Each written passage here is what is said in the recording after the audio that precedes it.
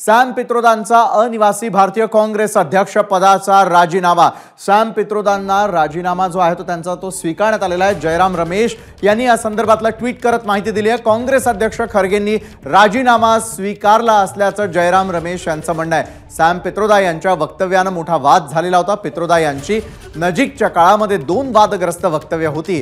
वारसा करानंतर पित्रोदा यांनी वर्णावरून वादग्रस्त वक्तव्य केलेलं होतं।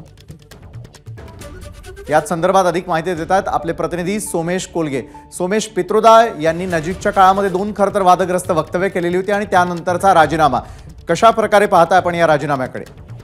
विशाल, आपल्याला सर्वांना माहिती आहे की सॅम पित्रोदा यांनी नुकतंच इंडियन ओव्हरसीज काँग्रेसचे अध्यक्ष म्हणून एका चॅनलला इंटरव्ह्यू दिला आणि त्या इंटरव्ह्यू दरम्यान ते असं म्हणाले की भारतातील पूर्वेकडील लोक हे चायनीज दिसतात, दक्षिणेतील लोक आफ्रिकन दिसतात आणि उत्तरेकडील लोक हे श्वेतवर्णीय अमेरिकन लोकांसारखे आहेत। तर अशा स्वरूपाचं एक वादग्रस्त वक्तव्य सॅम पित्रोदा यांनी केलं होतं आणि त्यानंतर काँग्रेसला त्यांच्या वक्तव्यापासून स्वतःचे हात झटकावे लागले होते। आणि यापूर्वीच सॅम पित्रोदा यांनी प्रॉपर्टी डिव्हिजनवरून, प्रॉपर्टी डिस्ट्रीब्युशनवरून अशा स्वरूपाचं एक विधान केलं होतं की अमेरिकेमध्ये सगळीच्या सगळी प्रॉपर्टी ही पालकांची मुलाला मिळत नाही। आणि त्यानंतरही भाजपने खूप मोठ्या प्रमाणावर या सॅम पित्रोदांच्या अशा स्वरूपाच्या वादग्रस्त वक्तव्यानंतर काँग्रेसवर एक आघाडी उघडली होती।